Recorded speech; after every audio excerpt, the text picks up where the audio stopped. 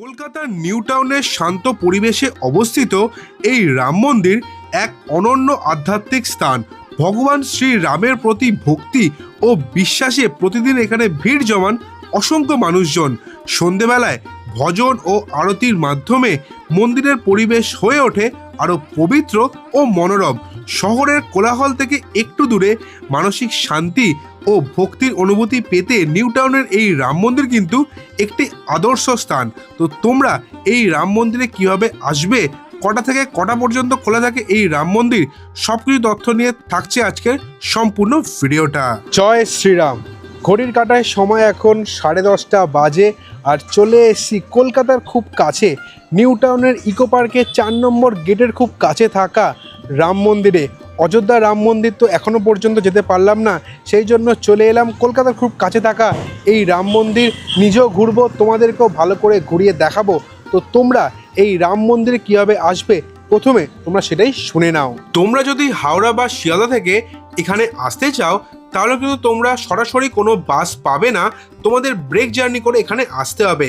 হাওড়া থেকে আসতে চাইলে L238 নম্বর বাস ধরে তোমাদেরকে প্রথমে আসতে হবে হলদিরাম।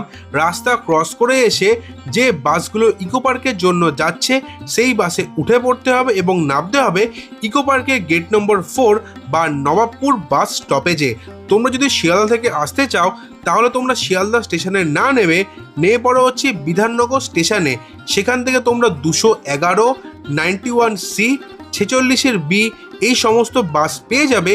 এই বাসে উঠে পড়ো এবং নেমে পড়ো হচ্ছে চিনার পার্কে, এবং চিনার পার্ক থেকে যে বাসগুলো ইকো পার্কের জন্য যাচ্ছে সেই বাসে উঠে পড়ো এবং নেমে পড়ো হচ্ছে ইকো পার্কে গেট নম্বর 4 বা নবাবপুর বাস স্টপেজে। তোমাদের তো প্রথমে পৌঁছাতে হবে নবাবপুর বাস স্ট্যান্ড বা ইকো পার্ক গেট নম্বর 4। তো সেখান থেকে তোমরা কীভাবে রাম মন্দির যাবে সেটা তোমরা শুনে নাও। এখন যে তোমরা জায়গাটা দেখছো ওটা হচ্ছে বাস স্ট্যান্ড, যেখানে তোমাদের বাস থেকে নামাবে। ওখান থেকে একটু হেঁটে তোমাদের চলে আসতে হবে ইকো পার্ক গেট নাম্বার 4-এর কাছে, একদম মোটামুটি 100 পাও হবে না। আর ওখান থেকে তোমরা কিন্তু টোটো পেয়ে যাবে, যে টোটো তোমাদের কিন্তু ডাইরেক্টলি পৌঁছে দেবে হচ্ছে রাম মন্দির। টোটোর ভাড়া নেবে হচ্ছে 10 টাকা পার পার্সন। তো চলো যাওয়া যাক রাম মন্দিরের উদ্দেশ্যে।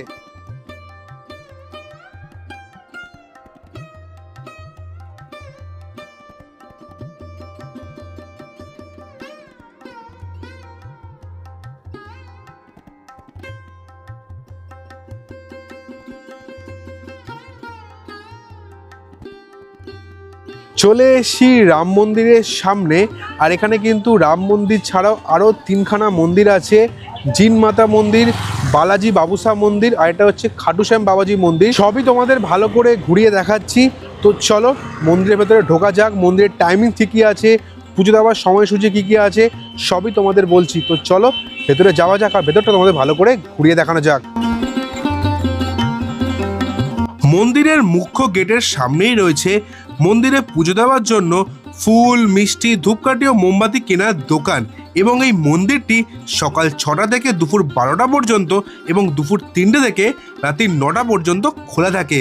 মন্দিরে প্রবেশ করেই ডান দিকে তোমরা দেখতে পাবে রামায়ণের প্রেক্ষাপট, যেখানে দেখানো হয়েছে রাবণ যখন মাতা সীতাকে হরণ করে নিয়ে যাচ্ছিলেন তখন জটায়ু বাধা দেওয়াতে রাবণ তার ডানা কেটে দেয়। এবং এর ঠিক বাদিকে রয়েছে সৎসঙ্গ বাটিকা, যেখানে সকাল 5টা থেকে 6টা পর্যন্ত এবং বিকেল 4টা থেকে 5টা পর্যন্ত ভজন কীর্তন হয়ে থাকে।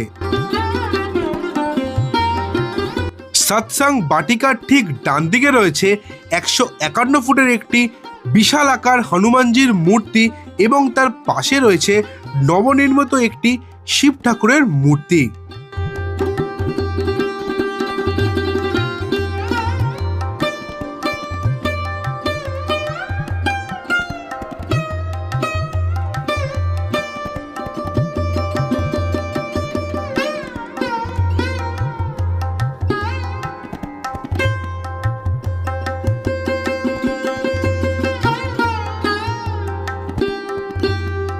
এরপরে চলে আসলাম মুখ্য মন্দিরগুলির সামনে। ঢুকেই তোমরা ডান দিকে দেখতে পাবে রাম মন্দির, তারপরে তোমরা দেখতে পাবে জিউ মাতা মন্দির, তারপরে রয়েছে বালাজি বাবুসা মন্দির এবং এই 3টি মন্দিরের ঠিক বাদিকে রয়েছে খাটু শ্যাম বাবাজি মন্দির। তো চলো একের পর এক মন্দিরগুলো তোমাদের ভালো করে ঘুরিয়ে দেখাই।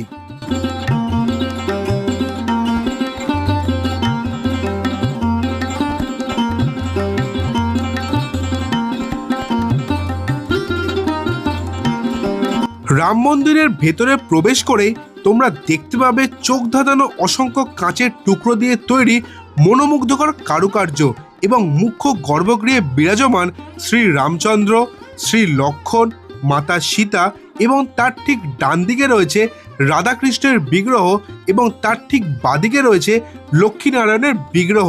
এছাড়াও এই মন্দিরের ভেতরে আরও অনেক কিন্তু দেবদেবীর বিগ্রহ আছে, যা তোমাদের আমি ভিডিওতে দেখাচ্ছি।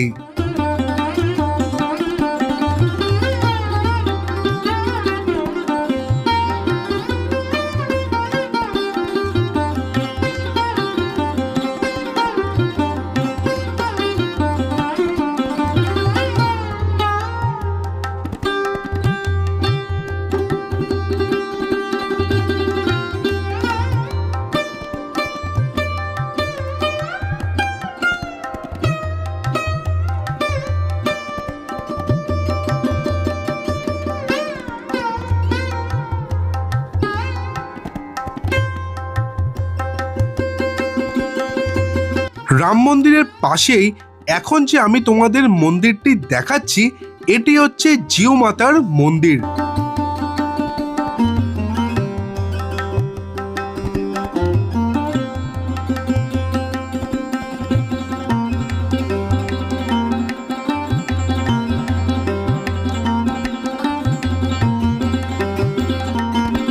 রাম মন্দির এবং জিউ মাতার মন্দিরের পরেই রয়েছে বালাজি বাবুসা মন্দির।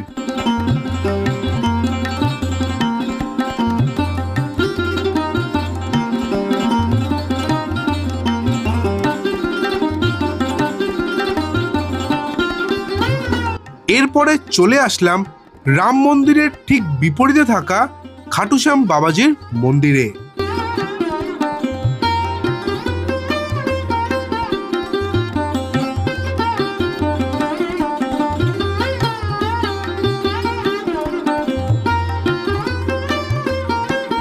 ঘড়ির কাঁটায় সময় এখন 12:15 বাজে। তো রাম মন্দির ঘুরে বেরিয়ে এলাম বাইরে। মন্দির অলরেডি বন্ধ হয়ে গেছে, আবার খুলবে হচ্ছে দুপুর 3টের সময়। তো আজকের এই ভিডিওটা কেমন লাগলো অবশ্যই কিন্তু কমেন্ট করে জানাবে। আর আজকের ভিডিওটা ভালো লাগলে অবশ্যই লাইক, আর চ্যানেলটা তাড়াতাড়ি সাবস্ক্রাইব করো, তাড়াতাড়ি 5000-এ পৌঁছতে হবে। তো আজকের ভিডিওটা আমি এখানে শেষ করলাম। তোমার সাথে দেখা হচ্ছে পরের সপ্তাহে নতুন একটা ট্রাভেলের জার্নি নিয়ে। তখন তোমার সবাই ভালো থেকো, stay safe, stay happy, good bye.